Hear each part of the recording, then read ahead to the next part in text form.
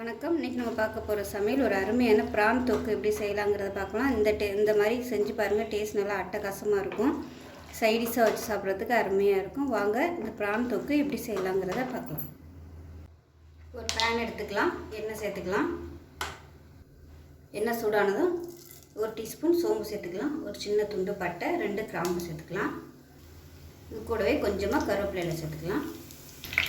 இது எல்லாமே பொரிய ஆரம்பிக்கவும் மீடியம் சைஸாக ஒரு பெரிய வெங்காயம், அதோட 10 சின்ன வெங்காயமும் பொடியாக கட் பண்ணி வச்சுருக்கேன். இது சேர்த்துக்கலாம்.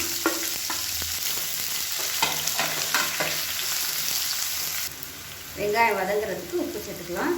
நீங்கள் ஃபுல் அண்ட் ஃபுல் சின்ன வெங்காயம் யூஸ் பண்ணிங்கனாலும் நல்லாயிருக்கும். நான் ரெண்டுமே கலந்து எடுத்துருக்கேன். இப்போ இது லைட்டாக வதங்கிட்டு இருக்கேங்க. ஒரு 2 பல் பூண்டு இதில் நச்சுட்டு சேர்த்துக்கலாம். இஞ்சி பூண்டு பேஸ்ட்டும் போடுறோம். பூண்டு ஃப்ளேவர் கொஞ்சம் அதிகமாக இருந்தால் நல்லாயிருக்கும். ஏன்னா இறால் வாயுங்கிறதுனால கொஞ்சம் நம்ம பூண்டு இஞ்சியெல்லாம் கொஞ்சம் அதிகமாக சேர்த்துக்கிட்டோம்னா நல்லாயிருக்கும். இஞ்சி பூண்டு பேஸ்ட் யூஸ் பண்ணுறதுனால 2 பூண்டு மட்டும் நச்சுட்டு சேர்த்துக்கலாம். வெங்காயம் ஓரளவுக்கு வதங்கினதும் 1 டேபிள் ஸ்பூன் இஞ்சி பூண்டு பேஸ்ட்டு சேர்த்துக்கலாம். இப்போ இதுவும் பச்சை வாசனை போகிற அளவுக்கு வதக்கி விட்டுக்கலாம். இப்போ இஞ்சி பூண்டு பேஸ்ட்டு நல்லா வதங்கிடுச்சு. அதே சமயம் வெங்காயமும் நல்லா வதங்கி வாசனை வருது. இப்போ இந்த ஸ்டேஜில் தனியாத்தூள் 1 டேபிள் ஸ்பூன் சேர்த்துக்கலாம். மிளகாத்தூள் 1.5 டேபிள் ஸ்பூன் சேர்த்துக்கலாம். சோம்புத்தூள் 1/2 டேபிள் ஸ்பூன் சேர்த்துக்கலாம். இதோட கொஞ்சமாக 1/4 டேபிள் ஸ்பூன் மஞ்சத்தூள், 1/4 டேபிள் ஸ்பூன் கறி மசாலா இல்லைன்னா கரம் மசாலா சேர்த்துக்கலாம். இதையும் சேர்த்து எண்ணெயில் பரட்டி விட்டுக்கலாம். இதோடவே ஒரு 4 பச்சை மிளகாயை 2ஆக கீறிட்டு சேர்த்துக்கலாம். இது நல்ல ஒரு ஃப்ளேவர் கொடுக்கும். இப்போ எல்லாத்தையுமே நல்லா பரட்டி விட்டுட்டு இப்போ நான் மீடியம் சைஸாக ஒரு தக்காளி மிக்சியில் அடித்து வச்சுருக்கேன். இதை சேர்த்துக்கலாம். நான் அடித்ததுனால ஒரு தக்காளி யூஸ் பண்ணியிருக்கேன். நீங்கள் நறுக்கி சேர்க்குறதா இருந்தால் 2 தக்காளி யூஸ் பண்ணிக்கோங்க. இப்போ இதை சேர்த்துக்கலாம். ஏன்னா தொக்கா பண்ணுறதுனால தக்காளி இருந்துச்சுன்னா வீட்டில் பசங்க சாப்பிட மாட்டாங்க, பிடிக்காது. அதனால் எப்போயுமே நான் அடித்து ஊற்றிடுவேன். அதே மாதிரியே இப்போ அடித்து ஊற்றிருக்கேன். உங்களுக்கு விருப்பம் இல்லைன்னா நீங்கள் 2 தக்காளியாக நறுக்கி சேர்த்துக்கணும். நறுக்கி போடுறத விட இந்த மாதிரி அரைச்சிட்டு சேர்த்திங்க டேஸ்ட் இன்னும் சூப்பராக இருக்கும். இதையும் எண்ணெய் பிரிஞ்சு வர அளவுக்கு வதக்கி விட்டுக்கலாம்.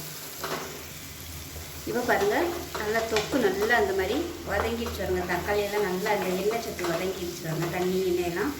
இப்போ நம்ம ப்ரானை சேர்த்துக்கலாம். நான் ஒரு 1/4 கிலோ அளவுக்கு ப்ரான் எடுத்துருக்கேன். நல்லா க்ளீன் பண்ணிவிட்டு மஞ்சத்தூள் போட்டு நல்லா க்ளீன் பண்ணி எடுத்து வச்சுருக்கேன். இதை சேர்த்துக்கலாம்.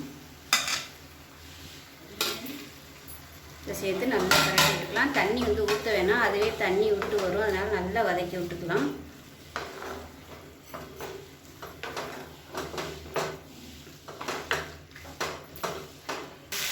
இப்போ இதில் மிளகாத்தூள் கொஞ்சமாக சேர்த்துருக்கேன். காரம் பத்தாத மாதிரி தோணுச்சதுனால கொஞ்சமாக மிளகாத்தூள் சேர்த்துருக்கேன்.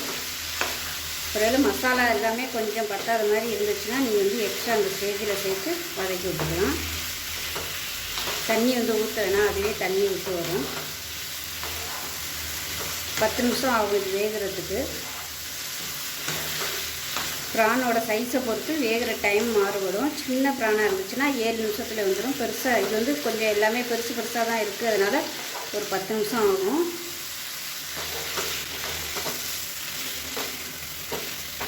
நல்லா கீழே மேலே வரைக்கும் நல்லா பரட்டிக்கலாம்.